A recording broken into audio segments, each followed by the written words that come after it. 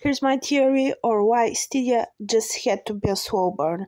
If you think about it, both characters of Styles and Lydia apart needed each other to reveal some parts of themselves to have certain character developments. For example, Styles challenged Lydia a lot to become more of herself around others, to uh, stop being a shallow Barbie to everyone else and just be confident, smart, and what he knew she was all along.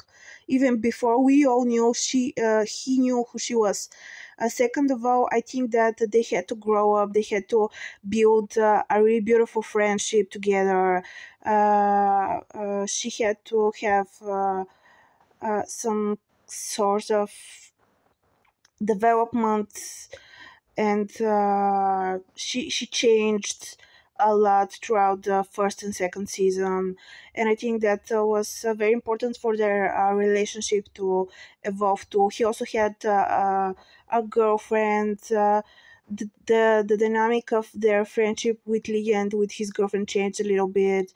uh, she lost Allison. She became a stronger character, a bit of a more of a main character too. That was something very important.